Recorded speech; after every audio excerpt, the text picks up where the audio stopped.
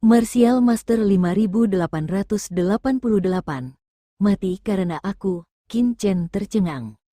Ya, aku mati karenamu. Lelaki tua berjubah putih itu mengangguk, seolah dia akhirnya memahami sesuatu. Aku mengerti. Kamu seharusnya menjadi penghubung yang sangat penting dalam rantai ini. Junior Mikong ada hanya untuk memberimu panduan yang tersisa. Untuk datang ke reruntuhan 10.000 dewa dan mendapatkan pohon suci Wukong. Itulah mengapa dia mati secara misterius, di tangan seorang kaisar puncak. Kalau tidak, itu tidak bisa dijelaskan dengan mudah. Siapa? Kamu? Bisakah kamu benar-benar mempengaruhi nasib pohon ilahi Wukong? Orang tua berjubah putih itu memandang Qin Chen dengan tidak percaya. Qin Chen, maksud Anda, nasib Kaisar Mikong dipengaruhi oleh saya. Qin Chen mengangkat kepalanya dan mengerutkan kening. Nasibku terserah padaku. Tidak peduli siapa yang ingin mengendalikan takdirku, mereka tidak bisa. Aura menakutkan naik ke langit dari tubuh Qin Chen dan memenuhi segala arah. Meskipun hal ini belum tentu merupakan hal yang buruk, siapa yang ingin nasibnya selalu dikendalikan oleh orang lain? Ledakan, aura menakutkan memenuhi sekeliling, dan aura yang berada di atas lelaki tua berjubah putih menyapu. Dalam sekejap, aura itu turun ke sekeliling dan memenuhi tubuh lelaki tua berjubah putih itu. Ini, mata lelaki tua berjubah putih itu tiba-tiba melebar. Gao Wei, ini adalah kekuatan Gao Wei, sial. Lelaki tua berjubah putih itu benar-benar tercengang. Qin Chen di depannya bahkan bukan kaisar ilahi, jadi mengapa dia memiliki aura dimensi tinggi di tubuhnya? Junior, kamu dapat mencoba menyatu dengan pohon ilahi Wukong ini. Orang tua berjubah putih buru-buru berkata kepada Qin Chen. Tidak, kakak, kamu dapat mencoba menggabungkan. Qin Chen, dia tidak banyak berbicara. Dia segera duduk bersila, dan nafas tak terlihat tersapu, langsung menyentuh ruang pohon suci tak terbatas di depannya. Berdengung, kekuatan ruang yang menakutkan memenuhi udara dengan gila-gilaan, dan dunia kuno muncul di dalam tubuh Qin Chen. Itu adalah dunia kekacauan yang menyatu, yang langsung beresonansi kuat dengan pohon ilahi Wukong. Kedua kekuatan itu dengan cepat bergabung dan memasuki tubuh Qin Chen. Mata lelaki tua berjubah putih itu tiba-tiba membelalak. Sialan, bosnya adalah bosnya, bagaimana dia bisa bergabung dengan pohon ilahi Wukong?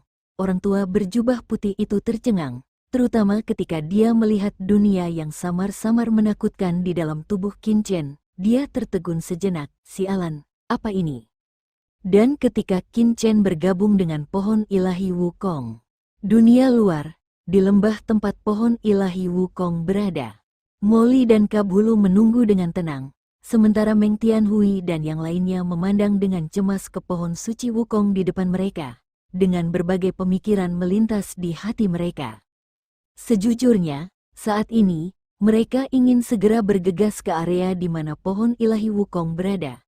Namun melihat Demon Li duduk bersila tidak jauh dari situ, mereka bertiga tidak berani bergerak, karena takut memicu serangan fatal. Harta karun luar angkasa. Pada saat ini, suara terkejut terdengar, dan tiga sosok di kejauhan terbang dengan cepat dan mendarat di depan Molly dan yang lainnya, memandang dengan penuh semangat ke pohon ilahi Wukong di depan mereka. Molly mengangkat kepalanya dan melirik, lalu menutup kelopak matanya lagi. Karena dia bisa melihat sekilas bahwa 2 dari 3 orang di depannya berada di puncak level Kaisar Agung, dan salah satu dari mereka memiliki tingkat kultivasi yang sangat sempurna. Ada aura samar Kaisar Dewa yang meresap ke udara, dan dia jelas mendekati setengah langkah level Kaisar Dewa. Tapi selama dia bukan Kaisar Ilahi yang kuat, itu bukan apa-apa di matanya. Setelah ketiga orang itu melihat situasi aneh di lapangan, mereka semua terkejut, karena situasi di depan mereka terlalu aneh. Jelas ada harta karun luar angkasa yang sangat luar biasa tidak jauh dari sana yang bersinar dengan aura luar angkasa yang menakutkan. Tetapi beberapa orang di lapangan sebenarnya acuh tak acuh. Mereka semua sepertinya sedang menonton pertunjukan di pinggiran, kecuali pria aneh dengan aura dingin yang mendekat. Ada juga binatang buas langit berbintang tingkat kaisar, serta Meng Tianhui dari klan surgawi dan beberapa lainnya. Mereka sebenarnya cukup jauh. Secara khusus, Meng Tianhui dari klan Tian relatif terkenal di reruntuhan 10.000 dewa. Ada banyak orang yang mengenalnya, tetapi saat ini, dia menutup mata terhadap harta karun spasial. Amitabha, ternyata adalah dermawan Meng Tianhui dari klan surgawi. Saya tidak menyangka bahwa dermawan akan menemukan pohon kuno ajaib di luar angkasa di reruntuhan para dewa. Bagus sekali. Harta karun seperti itu bisa diperoleh oleh mereka yang ditakdirkan untuk mendapatkannya. Saya ingin tahu apakah dermawan mimpi itu keberatan. Bolehkah kita menjelajah bersama? Pemimpinnya, seorang biksu botak dengan mata penuh kasih, mengatupkan tangannya dan berkata perlahan.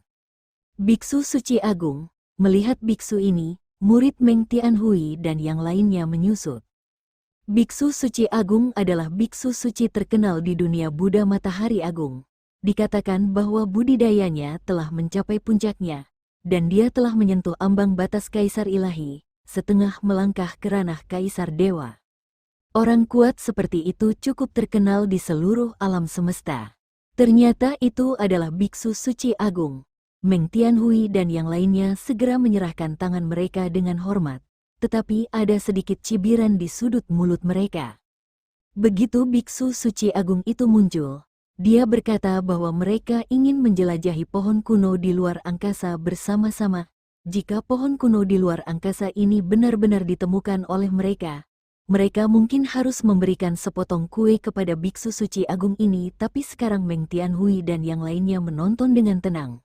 Molly memutar matanya, dan sambil menangkupkan tangannya, sudut mulutnya hanya menyeringai, tetapi dia tidak berbicara sama sekali. Saudara bos saya, apakah kamu di sini? Dua orang lainnya di samping biksu suci agung, salah satunya adalah wanita mempesona dengan nafas dingin. Tubuhnya berubah menjadi bentuk setengah binatang. Itu adalah Sage Lanyao Agung dari klan iblis kuno. Dan yang lainnya adalah manusia pohon kekar. Tidak lain adalah Sage Agung Kasiwagi. Melihat bos saya di depannya, Sage Lanyao Agung dari klan iblis kuno langsung tertawa. Hei, Kabru, apakah kamu di sini? Sage Lanyao yang agung menatap mereka berdua dan langsung tertawa. Kabru, kakakmu memanggilku sebelumnya dan sepertinya mengatakan bahwa kamu mengalami masalah. Sekarang sepertinya, saudara bos saya sudah melakukannya. Membantumu memecahkan masalah. Jika saudara Singli mengetahuinya, dia akan sangat senang. Saya akan mengirim pesan kepada adikmu untuk menyampaikan kabar baik kepadanya. Setelah kata-kata itu jatuh, Sage Agung Lanyao telah mengirimkan pesan tersebut keluar. Tidak. Sage Lanyao Agung, semuanya tidak seperti yang kau pikirkan. Wajah Kabulu langsung berubah menjadi hijau.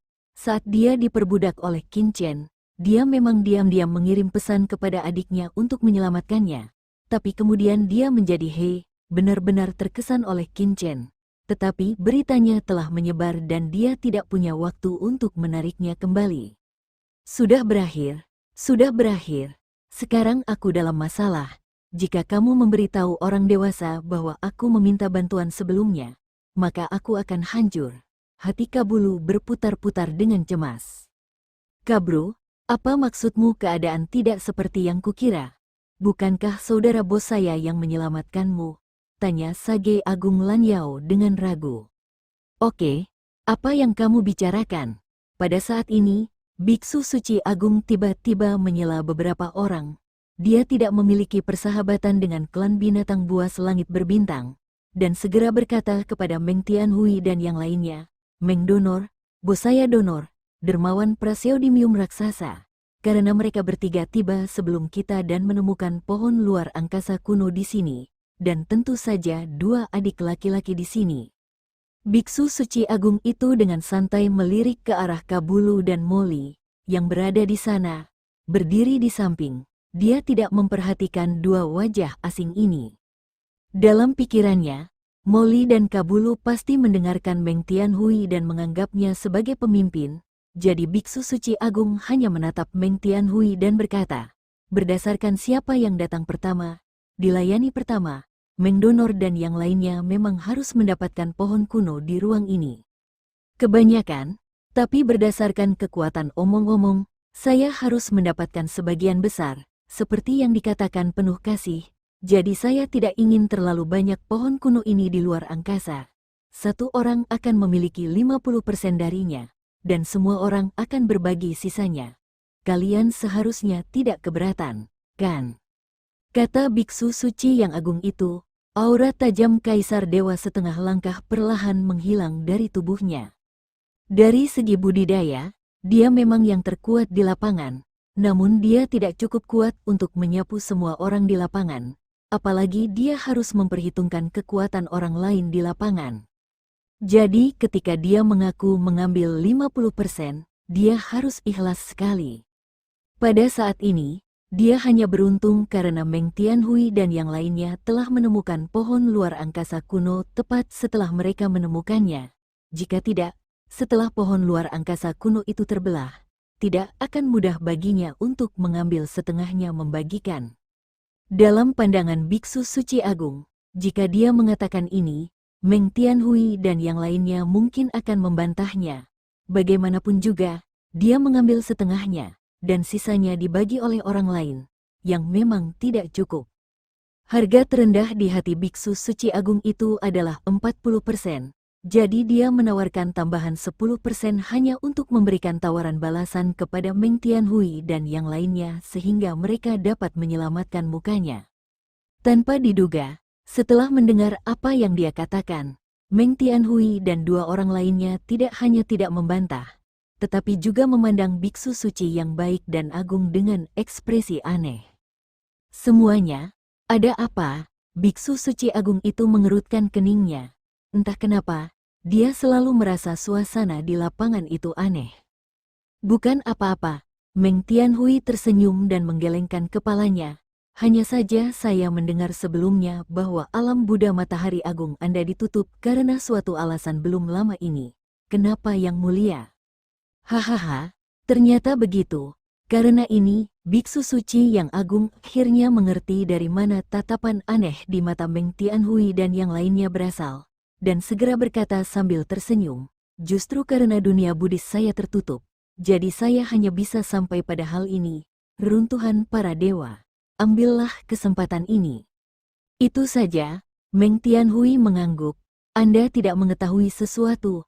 Pohon kuno di luar angkasa di depan Anda tidak ditemukan oleh kami, tetapi oleh dua senior ini, jadi kami tidak punya hak untuk menempatinya. Anda menginginkan ini pohon kuno luar angkasa tidak perlu dibicarakan dengan kami, hanya perlu disetujui oleh dua senior ini. Dua senior biksu suci agung itu menoleh dan melihat ke arah Moli dan Kabulu, yang dimaksud oleh Meng Tianhui dan yang lainnya, dan segera mencibir, Mengdonor. Keduanya hanyalah kaisar puncak, dan aura mereka tidak bagus. Bagaimana Anda bisa disebut senior oleh Yang Mulia? Biksu suci yang agung itu mencibir. Tidak heran Meng Tianhui mengatakannya dengan sangat baik sebelumnya. Jadi dia terjebak di sini, membiarkan anak laki-laki dari klan binatang buas langit berbintang ini berdiri di depan, dan membiarkan anak laki-laki lain yang bahkan belum pernah mendengarnya sebelum menyetujuinya. Jelas merupakan upaya yang disengaja untuk menghentikannya. Bersambung.